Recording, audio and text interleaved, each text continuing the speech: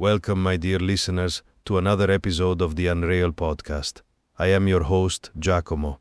To share in our delightful absurdity today, I am thrilled to be joined by our expert guest, Professor Archibald Quill. The professor is, of course, the celebrated author of the seminal work Temporal Etiquette, a guide, a three-time recipient of the prestigious and entirely fictional Vonnegut Medal for Chronological Speculation, and a frequent commentator on the BBC's Thinking the Unthinkable panel. Professor, a pleasure. Today we are to contemplate a dilemma that, I confess, feels intimately familiar to me, though in a more terrestrial form. What if your future self occasionally drunk texted you? The blurred lines of regret, confession, and poorly timed advice are realms I have navigated, though typically by candlelight with a quill and ink, not a glowing rectangle. It speaks to the chaos of the human heart, does it not? Professor, from your lofty academic perch, how would you even begin to classify such a phenomenon? Is it a psychological cry for help from a self we have yet to become, or merely the temporal equivalent of spilling one's wine on one's own doublet? A profound and, if I may say, courageously personal opening, Giacomo. You have, with your characteristic flair, touched upon the very nucleus of the issue.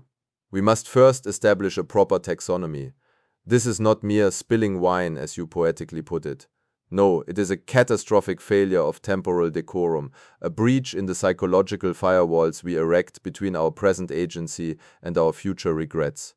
Classically, we might categorize it as a form of proleptic epistolary intoxication, a condition where the intoxicated future consciousness attempts to establish a parasocial relationship with its own past, often with disastrously unedited sentiment.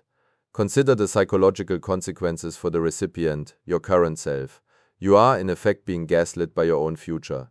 A message arrives, perhaps reading, "Do not, under any circumstances, wear the striped hose to the ball." This creates an immediate ontological crisis. Do you heed the warning, thereby surrendering your free will to a future dictator self? Or do you defiantly don the hose, potentially creating the very regret that prompted the message? It is a closed loop of anxiety, a snake of cognition eating its own tail, dressed in regrettable hosiery. A sartorial crisis of cosmic proportions. I feel seen, Professor, for I have, in fact, owned a pair of striped hose that led directly to a most complicated evening involving a jealous husband and a misplaced key. But to be warned of them by my own future self, that is a cruelty beyond even the most vindictive fate. You speak of this proleptic epistolary intoxication, a magnificent phrase. I shall steal it for my memoirs, as a form of self-gaslighting. It strikes me that this is merely the digital evolution of an old ailment, the morning after remorse. I have penned many a letter by dawn's light, filled with fervent apology or florid justification, only to toss it into the fire. The tragedy of your hypothetical is that the fire is now a send button and the letter reaches its target, one's own past, infinitely more impressionable self. But let us escalate the stakes from hosiery to matters of the heart, for there I am on familiar ground. Imagine receiving at the precise moment one is mustering the courage to declare one's affections to a new object of devotion, a slurred missive from the future that reads, "She has a laugh like a startled gull and will borrow your favorite waistcoat without asking." Is that a warning to be heeded, or a libel against a future beloved? Does it poison the well of present passion? In my experience, a gull's laugh can be charming, and a borrowed waistcoat is a small price for companionship. You have, perhaps unintentionally, pinpointed the precise mechanism of the temporal heart attack, Giacomo. The romantic warning is the most pernicious form of proleptic communication. It weaponizes nostalgia against the present moment. That phrase, "a laugh like a startled gull," is not a mere observation. It is a curated, emotionally charged memory fragment designed to implant a seed of doubt that will blossom into the very disenchantment that authored it. You are not being warned about the waistcoat, you are being inoculated against the joy of its lending. The future self, in its maudlin, inebriated state, is engaging in a form of emotional self-sabotage, attempting to retroactively justify its own current loneliness by ensuring the past self never experiences the bliss that led to it. This, of course, opens the philosophical chasm of the self-fulfilling prophecy paradox. If you heed the warning and abandon your suit, you create a timeline where you never learn to find the gull's laugh endearing, thus creating the bitter, lonely future self who sent the message. But if you ignore it, and the affair indeed ends with a borrowed waistcoat and acrimony, then the message was merely a spoiler, a theft of your own lived experience. The future self becomes a wretched, drunken Cassandra, doomed to be correct, but only because it intervened. It is a scandal of cosmic proportions, reducing the grand opera of romance to a predestined farce where you are both the audience and the actor, heckled by your own future. Professor, you have just described the specter that haunts every libertine's retirement. To be heckled by one's own future, it is the ultimate vanity turned against itself. I recall a time in Paris, entangled with a certain countess of formidable passion and temper. Had a message from my future wine-sodden self arrived, saying she will throw a clock at your head. I like to think I would have stayed the course. The clock, as it happened, was a rather fine ormolu piece, and dodging it was a thrilling dance. But your paradox is exquisite, to be robbed of the experience by the warning, or to have the experience rendered hollow by the foreknowledge. It makes a puppet of passion. This leads me to a more practical, and frankly more thrilling chaos. What of the instructions? Not warnings, but active sloshed directives from a future self who believes he knows better. Go to the tavern on the Rue de la Pêche tonight and challenge the man in the green coat to a duel, or bet your last Louis d'Or on the spotted mare in the third race. If one follows such advice, who bears the moral responsibility for the consequences? The sober past self, merely following orders, or the drunk future self, who may have in his cups confused the spotted mare with the striped one? This is where the theoretical rubber meets the catastrophic road. You have identified the inebriated imperative paradox, a cornerstone of temporal jurisprudence. The moral responsibility is, in fact, bifurcated and recursively layered. The past self is guilty of the sin of temporal credulity, a failure to exercise present moment judgment, placing blind faith in a future consciousness known to be compromised by claret and self-pity. The future self, however, is guilty of chronological malpractice. He has issued a directive based on either flawed memory or, more intriguingly, a drunken nostalgia for a path not taken. Consider your duel scenario, the man in the green coat. The future self, in his cups, may be sentimentally recalling a glorious youthful duel he wished he had fought, and is now attempting to retroactively insert it into his biography. The past self, following the command, may be killed or exiled, thereby erasing the very future that sent the command. This is not merely a duel, it is an ontological suicide note written in advance. As for the spotted mare, the financial ruin is almost secondary to the metaphysical crime. The future self has turned the sacred uncertainty of the present into a rigged game, spoiling the authentic thrill of risk. He has made a gambler of his own past, with loaded dice. It is the ultimate act of bad faith. Ontological suicide, chronological malpractice. Professor, you have given me the vocabulary to finally understand my entire third volume of memoirs. I was, it seems, a victim of my own future's sentimental bloodlust. But this notion of the drunken nostalgia for a path not taken is a dagger to the heart. How many of our regrets are not for deeds done, but for doors unopened? And now imagine that regret fermented in a barrel of bad wine, acquiring the power to kick down that door in the past. It is the most pathetic form of time travel, not to correct a true error, but to indulge a fantasy of a more dashing self. It makes me wonder about the social fabric should this affliction become epidemic. You spoke earlier of everyone's future self-texting back. Picture a Venetian ballroom, a symphony of chirping devices. A gentleman receives, "Do not dance the furlana with the Contarini girl. Her corset is laced with a vengeful spirit." Meanwhile, the lady receives, "He will quote bad Petrarch and spill negus on your slipper."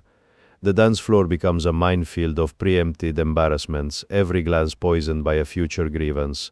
Conversation would cease, replaced by everyone staring at their screens, flinching at the prophecies of their own miserable futures. It would be the end of spontaneity, of surprise, of everything that makes life worth chronicling. Precisely. You have just described the advent of proleptic social collapse. The ballroom scenario is not merely an inconvenience, it is the death knell for society itself.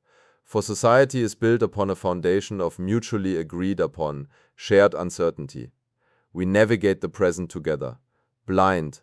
What you propose is a mass descent into solipsistic paranoia, where every individual is trapped in a private feedback loop with their own worst future instincts.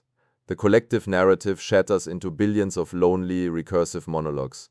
Consider the historical precedent, albeit on a smaller scale, the oracle. A single ambiguous prophecy could topple kingdoms. Now, imagine every citizen possessing their own personal, drunken, and highly specific oracle, screaming spoilers into their pocket. Diplomacy would be impossible. A statesman on the verge of a peace treaty receives a message: he's hiding a dagger. Is it a literal dagger, a metaphorical betrayal, or is his future self merely recalling a bad play he saw that evening? The treaty fails, war ensues, and the future self, now living in the war-torn reality he created, sends back another message: I told you so. It is a hell of one's own making, democratized. The 18th century salon, that cradle of wit and repartee, would devolve into a silent room of individuals trembling at the incoherent ramblings of their own future ghosts. The very thought is more terrifying than the Inquisition's cells. All that exquisite tension, the unspoken words hanging in the air like perfume, replaced by the frantic tapping of thumbs on glass. You speak of shared uncertainty as the foundation, Professor. I believe you have uncovered a profound truth.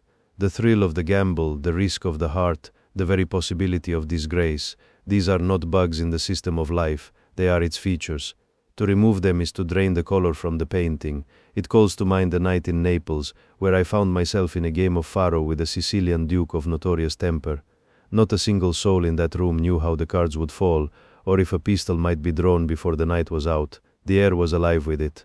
Now imagine if my future self, nursing a grappa and a regret, had texted, "The third card is the Queen of Spades, and he cheats." The entire exquisite drama evaporated. I would have left the table poorer in experience if richer in coin, but this proleptic social collapse, it suggests a more intimate horror. If everyone is locked in a dialogue with their own future, what becomes of genuine connection? When I whisper sweet nothings to a beloved, is she half listening, waiting for a buzz in her pocket that says, "He says this to everyone." The present moment, that fragile, sacred thing, becomes a mere placeholder, a loading screen for a pre-written disappointment. It is the ultimate vanity, as I said, but now it is a universal vanity. A world of individuals, each starring in their own tragicomedy, written, produced, and heckled by themselves. A terribly lonely form of fame. You have articulated the terminal diagnosis, Giacomo. This is the solipsistic apocalypse. The genuine connection you speak of relies on a mutual surrender to the unknown. It is a waltz performed in a fog. Your sweet nothings are given value precisely because they exist in a vacuum of guarantee. Her trust is a leap of faith into that fog, but a buzzing pocket transforms that partner from a fellow dancer into a mere critic in your own private performance. The relationship is no longer between A and B, but between A and A's future commentary on B. This extends beyond the boudoir to the very foundations of identity. Consider the autobiographical act, the writing of memoirs, your own great work. What is it but the imposition of a narrative, a coherent self, upon the chaotic events of a life? Now imagine composing your memoirs with a constant stream of marginalia from your future, drunken self. That's not how it felt, or you're forgetting the part where you wept into the soup. The project of self-creation collapses. You become not an author but an editor, endlessly revising a manuscript according to the capricious notes of a ghost. The past becomes as unstable as the future. You are left with no solid ground upon which to stand, only a shifting morass of contradictory impressions, all bearing your own signature. It is the psychological equivalent of a building whose architect keeps drunkenly changing the blueprint after the walls are already up. The architect changing the blueprint. Yes, that is the perfect torment for a man of letters. My memoirs are, in part, an attempt to build a palace from the rubble of my escapades. To have some spectral, inebriated foreman shouting corrections from the scaffolding would reduce it all to a ruin once more. It calls to mind a principle I learned in my brief, disastrous study of mathematics, that a thing cannot be both true and not true at the same time. Yet here a memory could be both lived and corrected, a feeling both genuine and retrospectively fraudulent. But Professor, this invites a more deliciously perverse question. What of the collaborative drunk text? Not from my future self to my past, but from my future self to your past self, or to the past self of a rival or a lover. If these messages can cross time, why not space and social circles? Imagine receiving a slurred, misspelled prophecy signed with my name, warning you of a calamity I have yet to experience, or worse, a confession meant for another, slipping through the metaphysical ether into your hands. The potential for scandal alone takes my breath away. It would make the Venetian postal service look like a model of discretion. You have just proposed the single greatest threat to temporal stability since the invention of the snooze button, the cross-personal chronological contamination event. The implications are staggering. We are no longer discussing a private psychological affliction, but a full-blown epidemiological crisis of causality. The drunk text in this model becomes a virulent meme, a piece of compromised consciousness that can jump not only timelines but between distinct biographical narratives.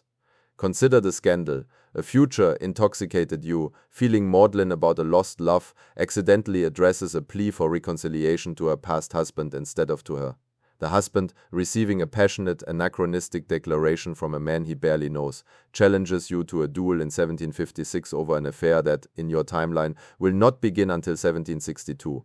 You are now fighting for a love you have not yet experienced, against a man whose jealousy is preemptive. This is more than a scandal. It is a paradoxical cuckolding, a violation of temporal fidelity that makes a mockery of both honor and linear time. And what of the collaborative text? A future me deep in my cups and pondering your memoirs might send a rambling critique of your chapter on the Bellino affair directly to the young Casanova in Rome. You receive a detailed, bewildering analysis of an event you have not yet lived, from a scholar you have not yet met. Do you alter your behavior, thus voiding the very experience I critiqued? Or do you, in a fit of existential defiance, strive to live up to my future drunken review? You become an actor performing for a critic from another century, shattering the autonomy of your own life's narrative. It is the ultimate anachronism, review bombing the past. Professor, you have just described the plot of a farce that would make Goldoni blush. To duel for a love not yet kindled. Why, it is the very essence of chivalry, stripped of all its inconvenient flesh and blood. One could arrive at the field of honor, rapier in hand, and when asked for the cause merely shrug and say, "My future self informs me your wife will be irresistible to me in 6 years' time. I thought we should get this over with." It is efficiency taken to the point of absurdity. But this notion of review bombing the past, this strikes at the very core of my vanity. To think that a future scholar, even in his cups, would be so captivated by my exploits as to send notes, part of me is flattered. The other, more sensible part is horrified. What if your drunken critique was scathing?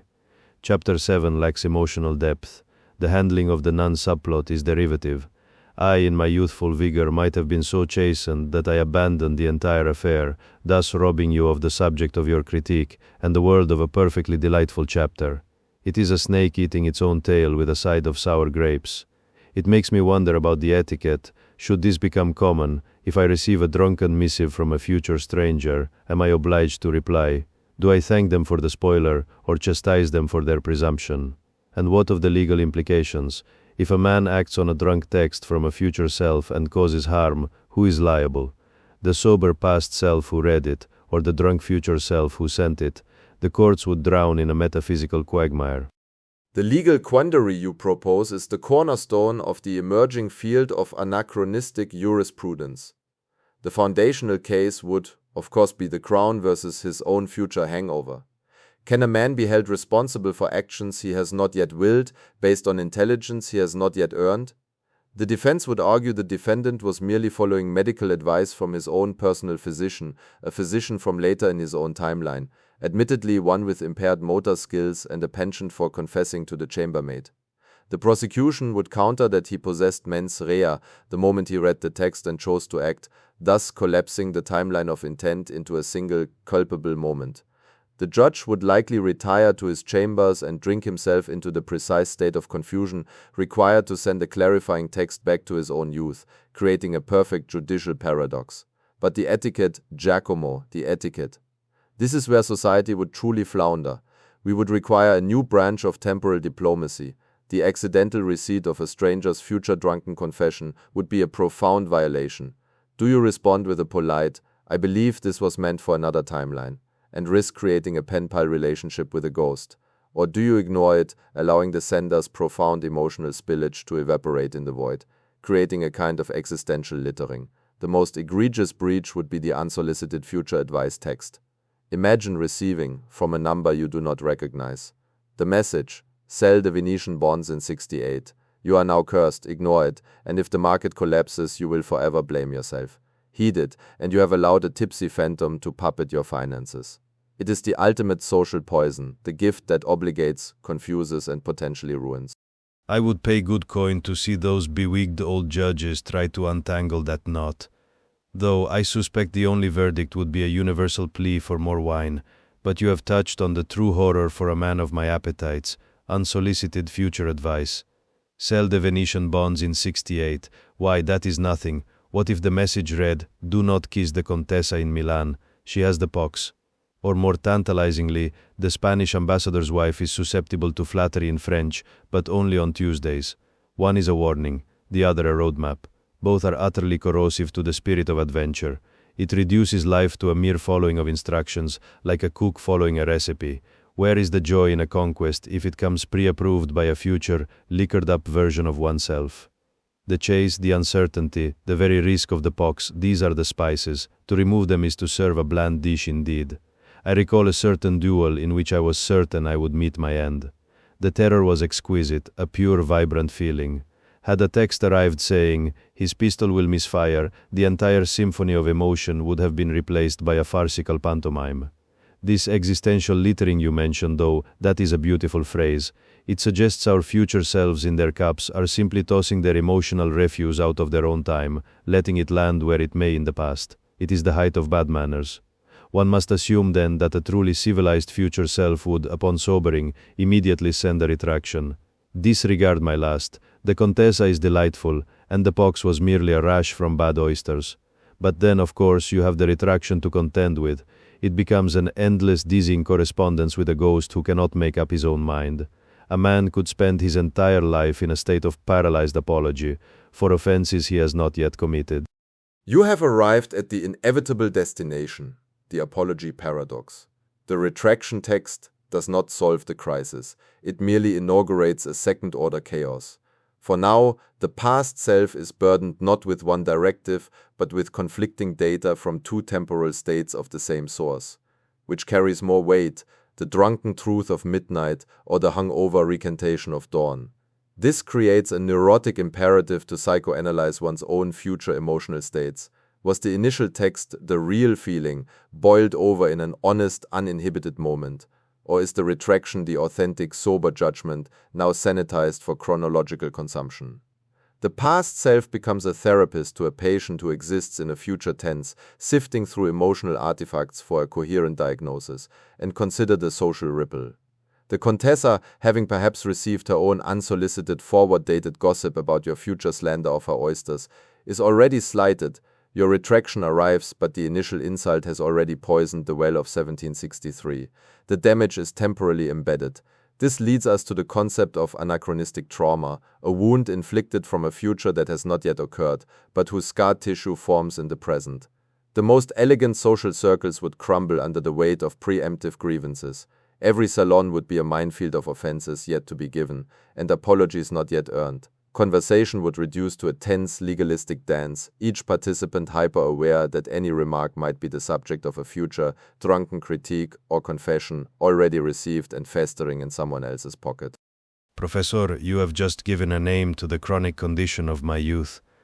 To walk into a salon feeling the weight of slights I have not yet delivered, seeing the frosty glance of a lady I have not yet disappointed, it is a peculiar hell. One becomes a ghost haunting one's own life, haunted in turn by phantoms of future regret. It calls to mind a certain countess in Prague, whose demeanor toward me turned inexplicably glacial for a full season. I spent months racking my brain for some offense I might have given. Now I wonder, had she perhaps received a drunk text from my future self, confessing some trivial infidelity I had not yet committed? I was being punished for a sin still in its gestational period, the injustice of it. But this business of psychoanalyzing one's own future emotional states, that is the true surrender of liberty. A man must be allowed to be inconsistent. To love passionately on Tuesday and regret coolly on Wednesday is not a paradox. It is the human condition. To have those two states arguing across time, with my present self as the bewildered arbitrator, it is tyranny. My future self in his cups may declare undying love for a woman he will by dawn find tiresome. Why should my present self be burdened with this knowledge? It robs me of the right to my own unfolding folly, and folly, Professor, is the fertile soil from which wisdom eventually sprouts. To sterilize it with premature self-awareness is to ensure nothing ever grows. This all leads me to a rather practical, if impudent, question. If this phenomenon is real, might it not be weaponized? Could a cunning man, aware of the system, send a deliberate, sober text back to his past self, disguised as a drunk text, to manipulate his own earlier actions? It would be the ultimate con, swindling one's own youth. You have just articulated the most insidious perversion of the phenomenon, the sober swindle. A deliberate, calculated transmission masquerading as a spontaneous, intoxicated leak. It is the ultimate act of self-forgery, a man counterfeiting his own future emotional currency to bankrupt his past. The psychological implications are diabolical. The past self, believing the message to be an authentic burst of uninhibited truth from his future, places immense stock in it. He is, in effect, trusting himself. And what greater authority is there? He becomes the perfect mark, conned by his own signature. Imagine the scenario. A man, at age 50, weary of his respectable but dull life, sends a text back to his 20-year-old self. The priesthood is a prison. Flee to sea. The Portuguese widow in Macau is your destiny. The young man, receiving this drunken confession of his own deepest suppressed yearning, abandons his clerical studies and embarks on a life of adventure, believing he is following his own inevitable heart. But it is not his heart. It is a future ghost's curated nostalgia, a planted memory of a road not taken. The young man lives a life chosen for him by an older, regretful version of himself. He is not living his life. He is acting out another man's therapeutic fantasy. It is identity theft across time, where the thief and the victim are the same person.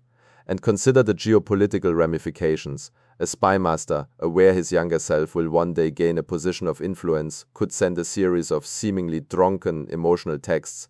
I always loved France. The Austrian minister is a true friend. The treaty is a betrayal, slowly sculpting his own past loyalties, creating a perfect pre-programmed mole within his own nation's apparatus.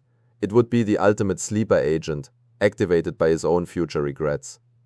The security services could never detect it, for the conspiracy exists within a single, fractured consciousness. It makes treason not an act of betrayal, but a form of self-help. A masterpiece of self-deception. Why, it is the philosophical equivalent of writing a love letter to oneself, but with the power to actually seduce the recipient. I am torn between condemning it as the basest cowardice and applauding it as the most elegant solution to regret I have ever heard. To sculpt one's own past like a block of marble, what artist could resist, though the statue that emerges would be a lie, and the sculptor would have to live inside it. But this notion of the pre-programmed mole within one's own soul that chills me to my Venetian core. It calls to mind certain pressures placed upon me in my youth by family and patrons, urging me toward the clerical life I found suffocating. Had a future weary Casanova sent back a text whispering of cardinals' hats and papal favor, I might have succumbed. Instead, I followed my own appetites, and look at the glorious mess I made. A life of my own choosing, however foolish. To trade that for a script written by an older, regretful ghost. That is not living, it is haunting oneself by appointment. Yet, I must play the devil's advocate, as is my habit. If one could send a sober swindle back, could one not also send a sober rescue? A warning, clear-headed and precise, to avert a genuine catastrophe. The bridge in Prague is unsafe on the night of the 14th. Do not accept the jewel from the man with the scar. It is stolen and the police are watching. This is not a manipulation of desire, but a preservation of life and liberty. Where, Professor, do we draw the line between a sober swindle and a benevolent intervention? Or is any tampering, by definition, a corruption of the self? It is the most seductive, and therefore the most dangerous, permutation of all. You propose a moral taxonomy, a line between corruption and salvation. But I must inform you, Giacomo, that no such line can exist. The moment you act on any text from the future, you have ceded your sovereignty. The warning about the unsafe bridge seems purely altruistic, does it not? But you have now robbed your past self of the experience of that night, the choice to cross, the thrill of the risk, the alternate path taken along the riverbank, where you might have met the gondolier's daughter who changes everything. You have traded a potential physical catastrophe for a guaranteed existential one, the death of the authentic, unmediated moment. This is the core of the temporal prime directive, a philosophical principle far more absolute than any legal code. Any data from the future, regardless of intent, is a contaminant. It replaces lived experience with received narrative. The rescued self becomes a character in a story written by his future ghost, and his gratitude is the chains that bind him. He is not free, he is grateful. And a grateful man is a compliant one. Soon he may begin to await further instructions, checking his device not for the spontaneous joys of life, but for the next update from his own personal guardian angel, who is, let us remember, just himself with a God complex and better hindsight. Consider the practical decay. If such interventions became commonplace, we would raise a generation of psychological invalids, utterly dependent on their own future selves for basic decision-making. Courage atrophies. Instinct is silenced. The entire human drama reduces to a carefully managed rehabilitation project, where the patient is also the doctor, and the cure is a life stripped of all surprise, both good and ill. We would not have men like you, Giacomo. We would have cautious, prudent, and profoundly bored custodians of their own pre-approved fates. The scandal, the duel, the narrow escape. These are not bugs in the system of life, they are its defining features. To sanitize them is to commit spiritual suicide in installment. A monthly subscription to one's own demise. You paint a chilling portrait, Professor. And yet, I find myself rebelling against it. You speak of the authentic, unmediated moment as if it were a sacred relic. But what is authenticity to a man who has lived by his wits? My entire life has been a mediation, between languages, between lovers, between the truth and the more advantageous version of it. Is a moment truly less authentic because it was prompted by a whisper from the future? Or does the whisper simply become part of the moment's texture, a new spice in the old stew? You mentioned the gondolier's daughter one might meet on the riverbank instead of crossing the doomed bridge. But what if the text itself leads one to the riverbank?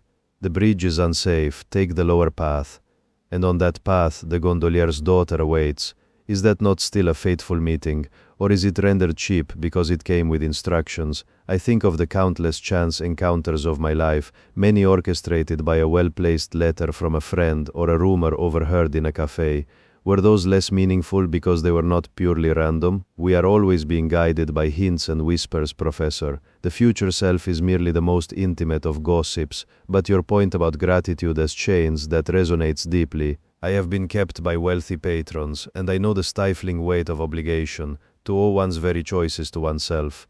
It is a debt that can never be repaid, only compounded. One would become both the jailer and the prisoner in a cell of one's own design. No, you are right. I would rather face the unsafe bridge with all its peril than cross a safer one built by my own future condescending hand. This leads me to a more scandalous thought. If the sober intervention is a corruption, what of the drunken compliment? A midnight text from the future that reads only, "You were magnificent today," or "She will remember your kiss for decades." Not an instruction, not a warning, simply a review, a critique from the ultimate critic. Would that not be the most exquisite torture of all, to have one's performance graded in advance by one's own future nostalgia?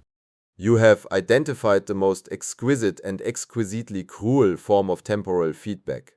It transforms life from a lived experience into a perpetual dress rehearsal, with the final critic heckling from the back of the theater. Imagine, you deliver a witty retort in a duel of wits, and moments later your device buzzes. Adequate, but your timing was off. Should have paused before imbecile. Your confidence that fragile bloom is instantly frostbitten by a review from your own future, more jaded self. You are no longer in the moment, you are in a state of perpetual metacognition, performing for an audience of one who is also you and who is never satisfied.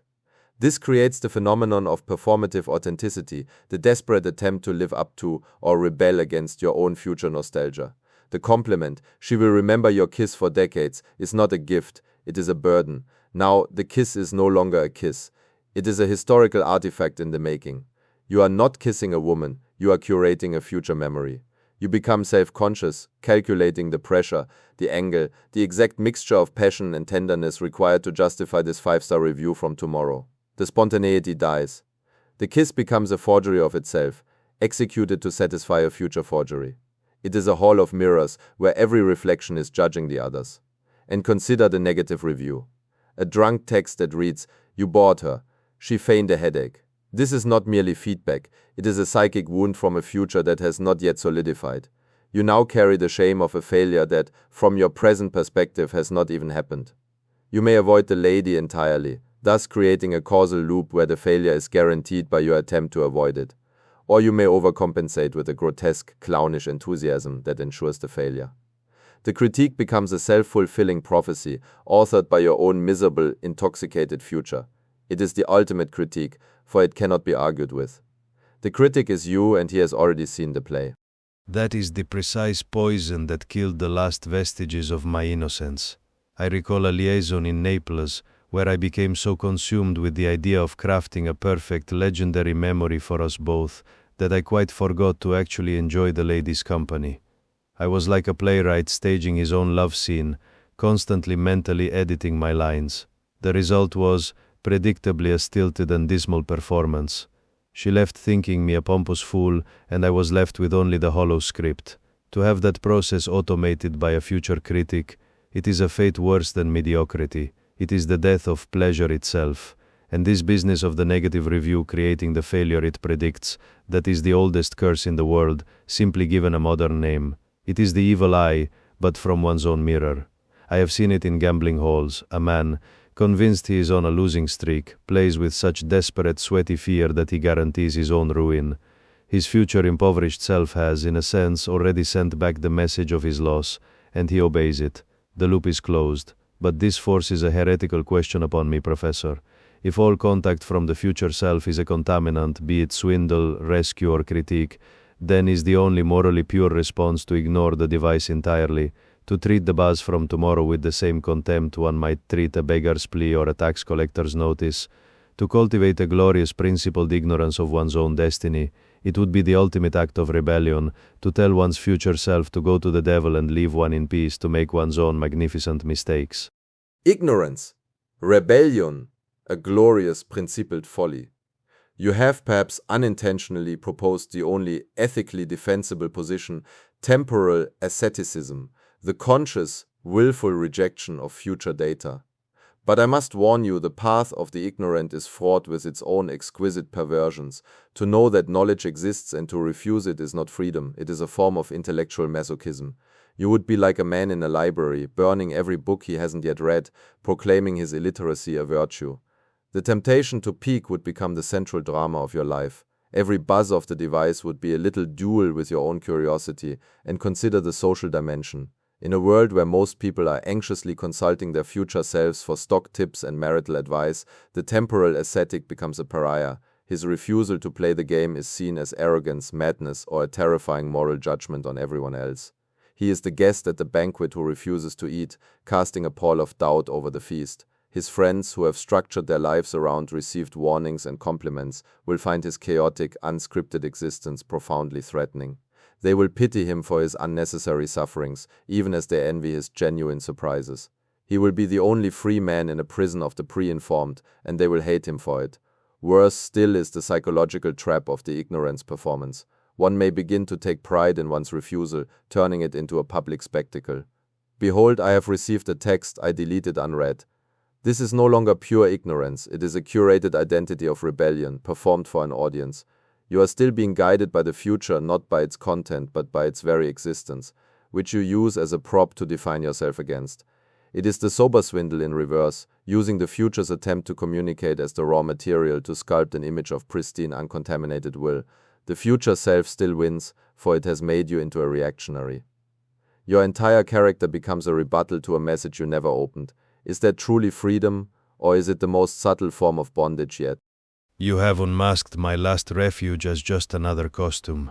I confess, the image of myself dramatically deleting a text before a horrified salon audience is irresistibly appealing. I can see the gasps, the admiring glances from the ladies, the jealous scowls from the men who are slaves to their own future's advice. It would be a magnificent act. But as you say, an act it would remain. One would be free only in the same way an actor playing a king is sovereign, within the confines of the stage, and only until the curtain falls. This leaves us in a most deliciously hopeless position, does it not? To read the texts is to become a puppet. To ignore them is to define oneself as a rebel against the puppet master, which is still a form of servitude. We are like rats in a temporal maze, where every turn is wrong because the maze itself is the error.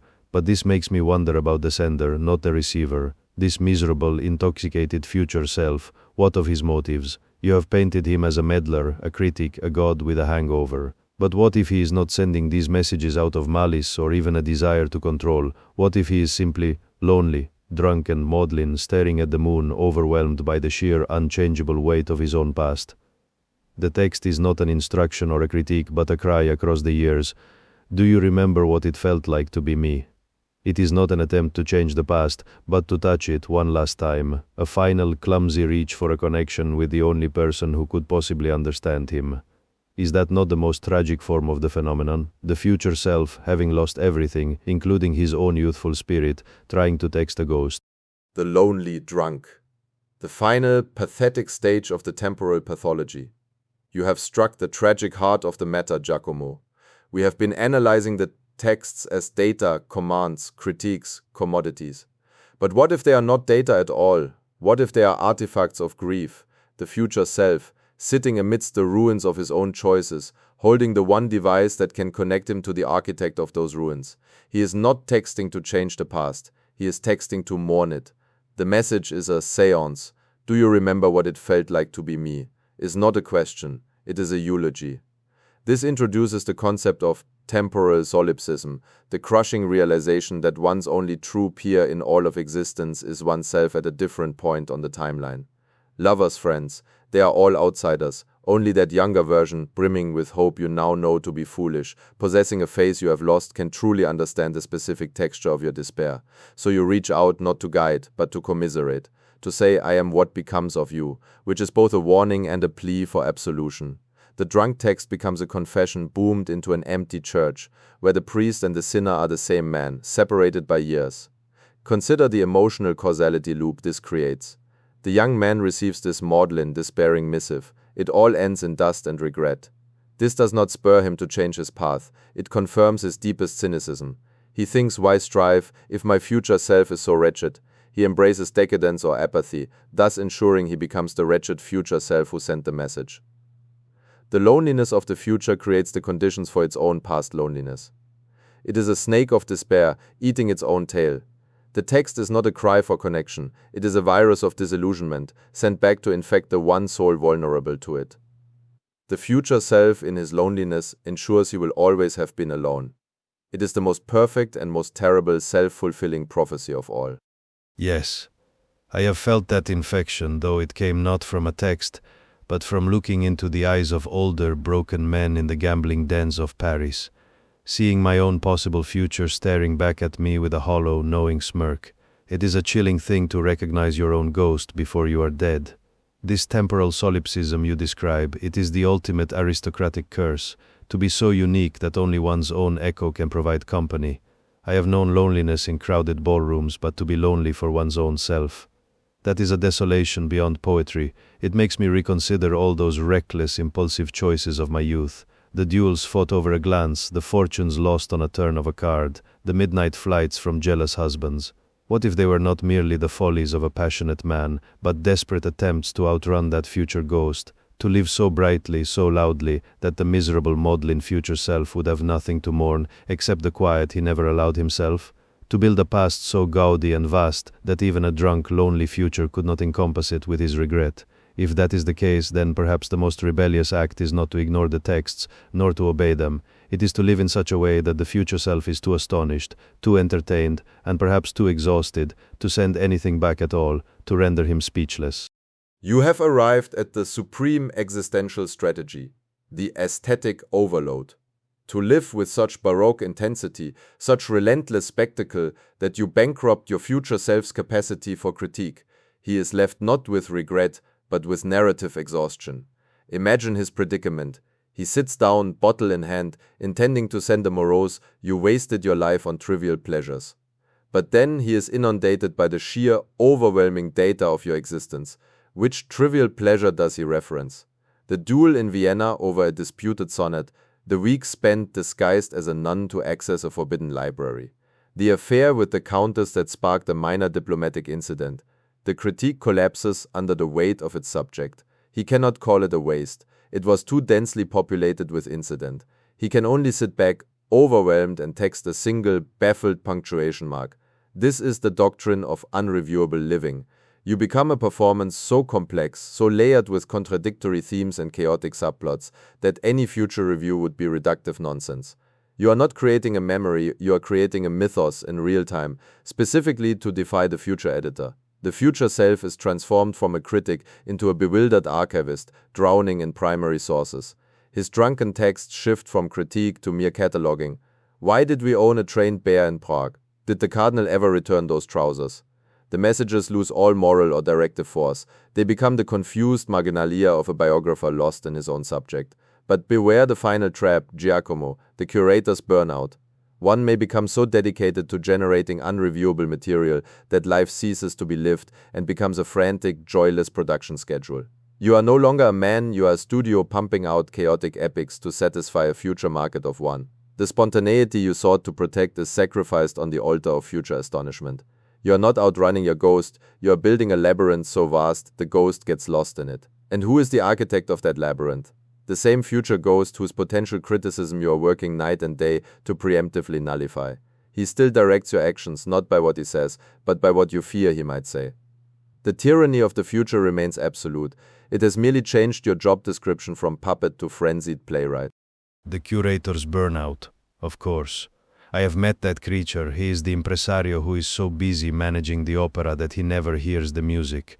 I confess in my later years I have sometimes felt his shadow. Writing my memoirs, I have caught myself not merely recounting a night of passion, but editing it for the reader, shaping the anecdote to ensure a legacy of daring. In that moment, am I not already the future ghost, directing the past? The labyrinth is indeed of my own making, and I am both the minotaur and the fool trying to map the corridors. It seems we have systematically eliminated every possible response to these drunk texts. To obey is servitude, to ignore is performative rebellion. To outrun with spectacle is a different kind of servitude. We are left with a paradox as elegant and inescapable as a Venetian canal. The mere possibility of communication from the future corrupts the present, regardless of whether the message is ever sent, received, or heeded. Its potential existence alone is the poison. So let me propose one final, desperate heresy, Professor. What if the solution is not to manage the communication but to sabotage the device itself? Not through ignorance, but through a deliberate artistic corruption of the timeline.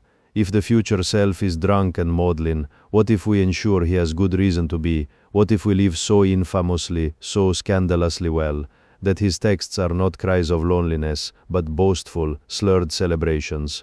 You magnificent bastard, we stole a gondola and the Doge wig, I'm still hungover. The text becomes not a virus, but a trophy. One drinks in the future not to forget, but to remember, and to toast the glorious fool who made it all possible. Ah, sublime, hedonistic inversion. You propose we weaponize our own decadence to force the future into a state of perpetual celebratory inebriation.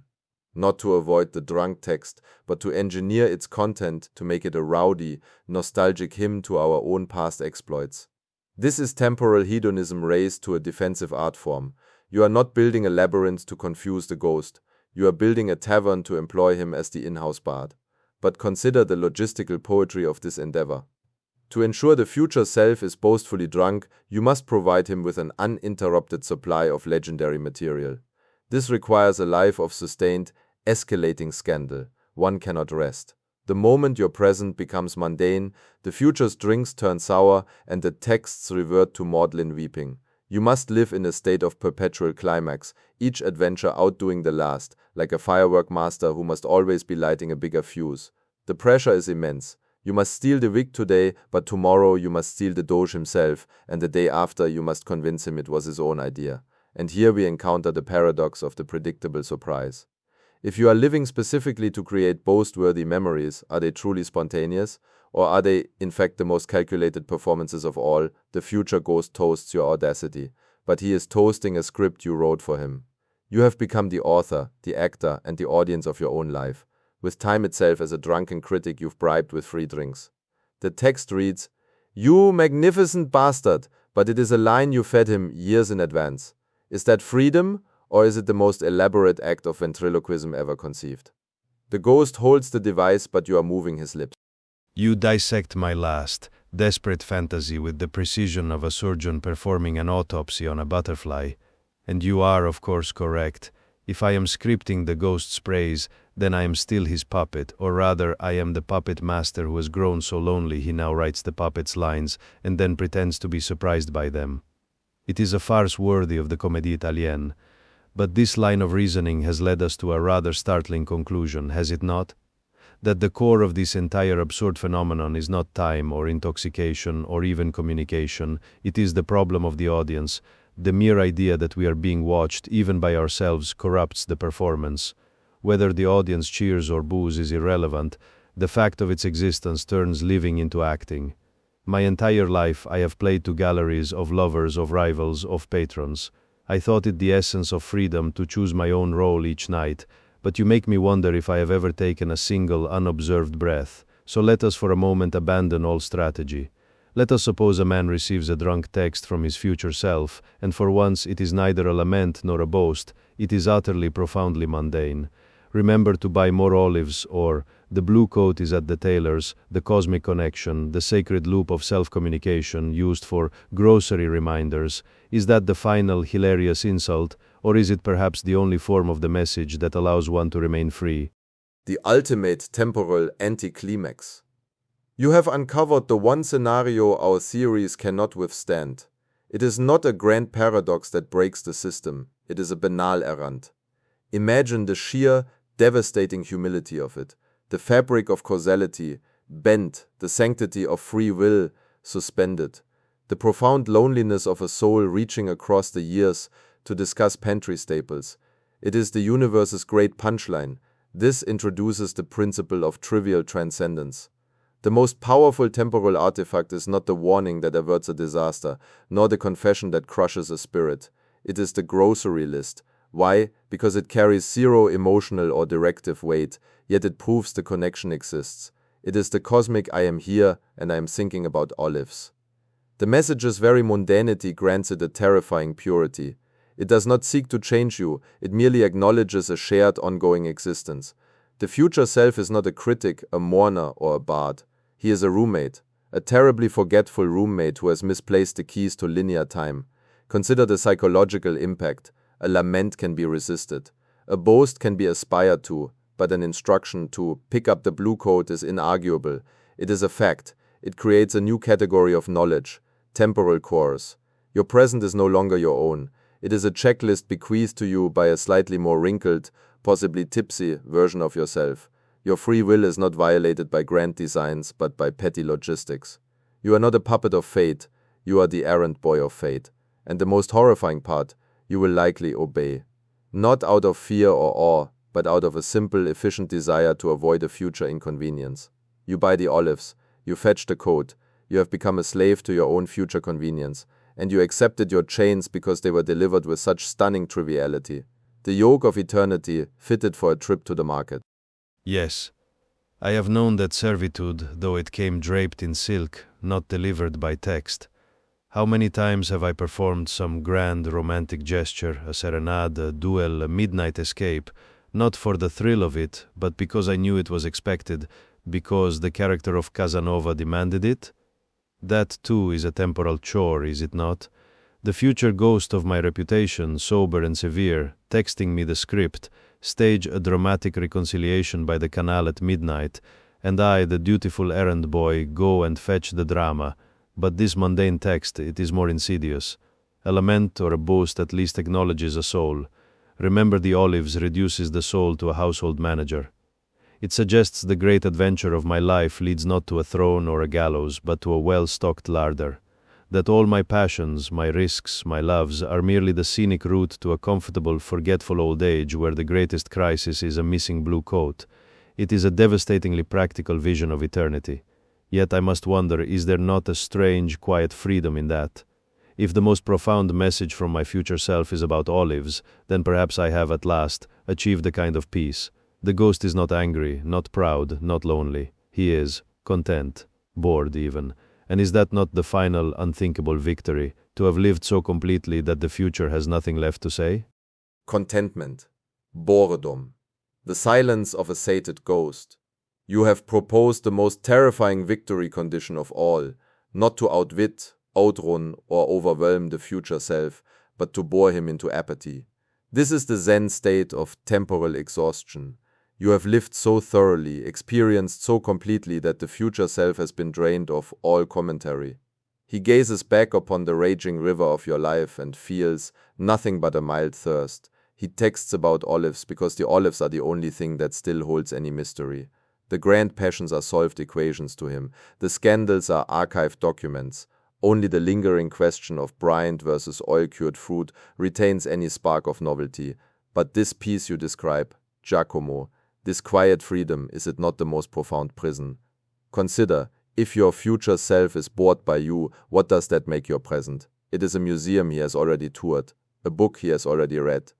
You are not living a life, you are curating a completed exhibit for an audience of one who has lost interest. The messages about coats and olives are not signs of peace. They are the administrative correspondence of a closed estate.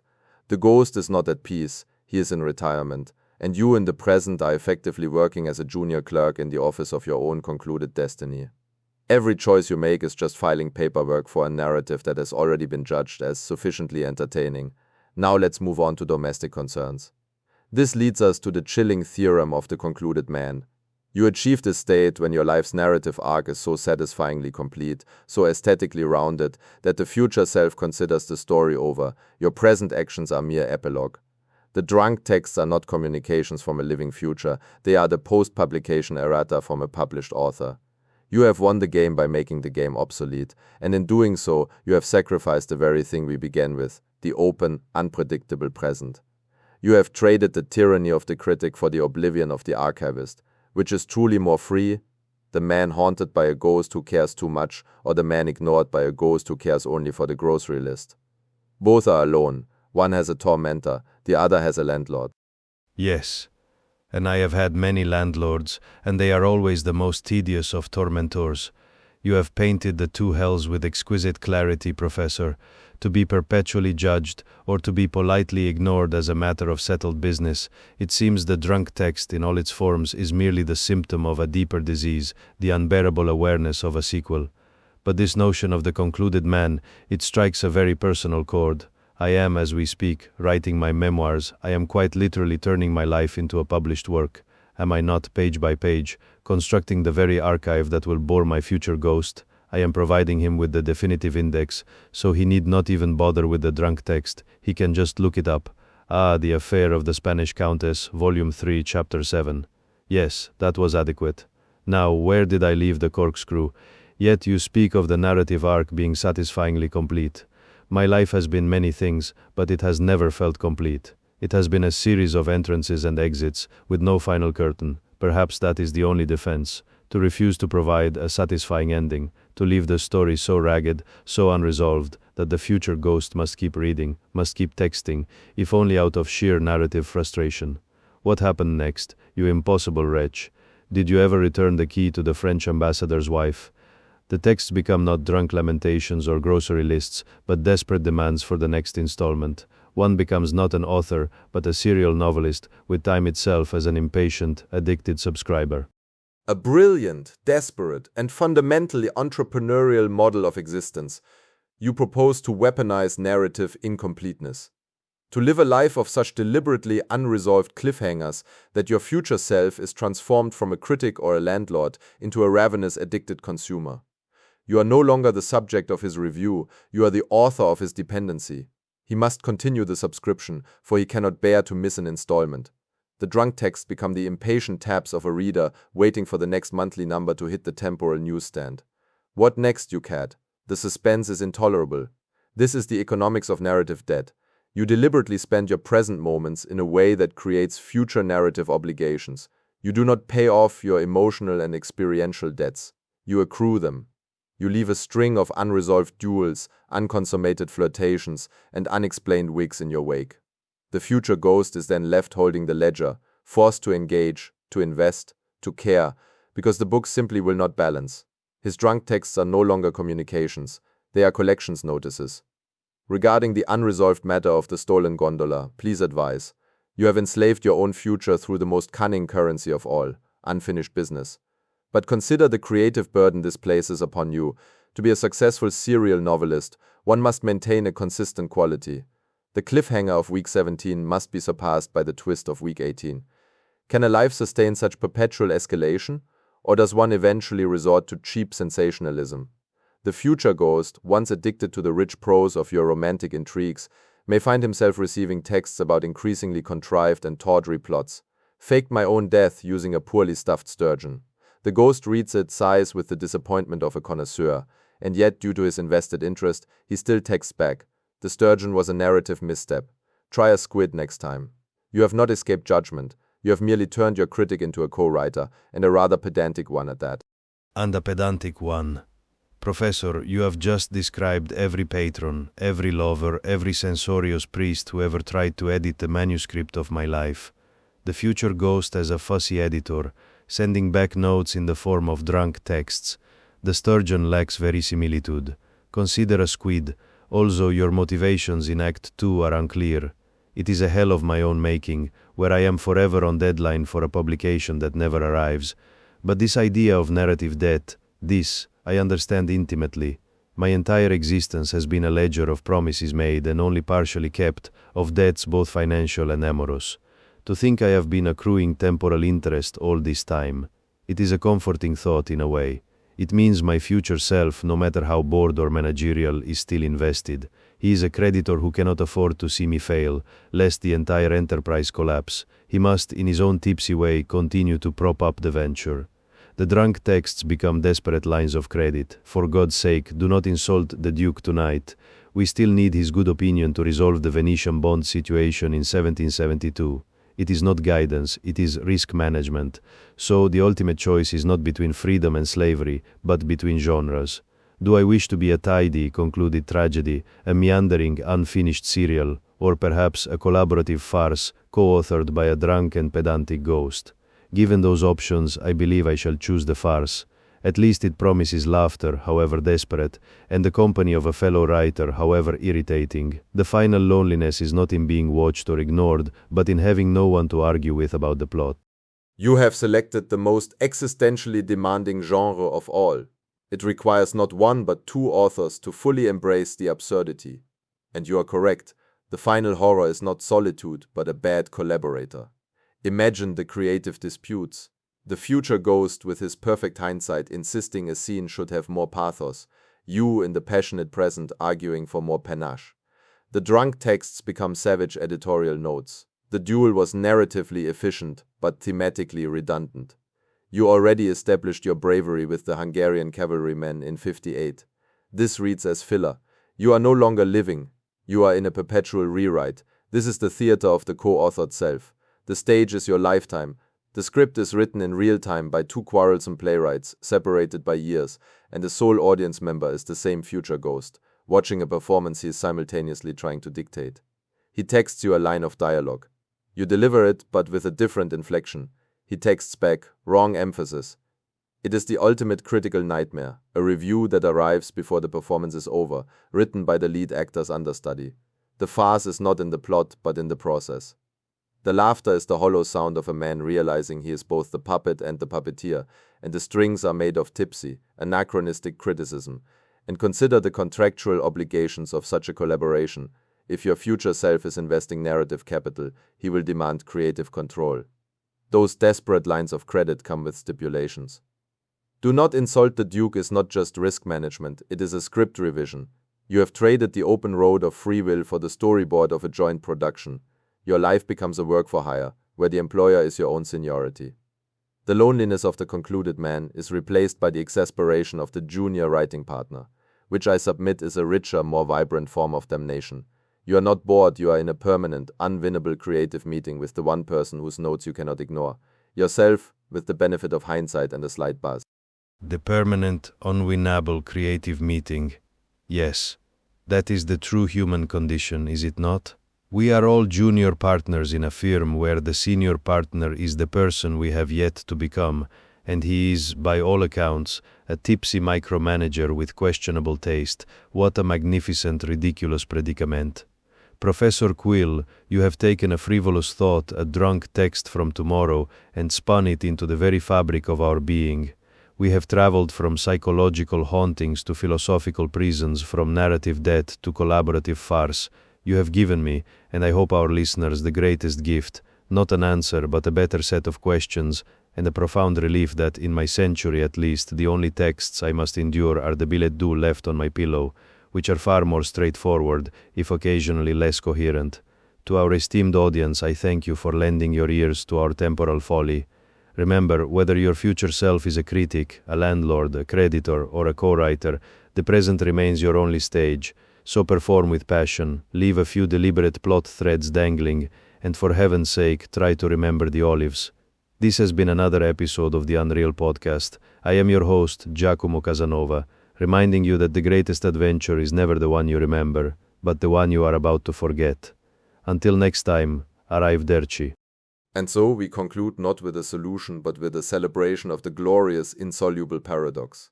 The drunk text from the future is the modern era's most elegant metaphor for the human dilemma. We are forever in conversation with a version of ourselves we cannot yet meet, receiving messages we cannot fully decipher, written in the intoxicating language of regret, hope, and mundane grocery lists. We have, I hope, elevated the matter from a digital nuisance to a cosmic principle. My thanks to you, Giacomo, for providing the most exquisite of laboratories, a life lived as a deliberate, sprawling experiment in unfinished business. You are the ideal collaborator in this farce. And to our listeners, I leave you with this final axiom. Live not to satisfy your future ghost, nor to bore him, but to ensure that when he does finally text, he is at least using proper grammar. The dignity of the paradox must be maintained. This has been a profound pleasure. Remember, the universe is absurd, but your punctuation need not be. Good night.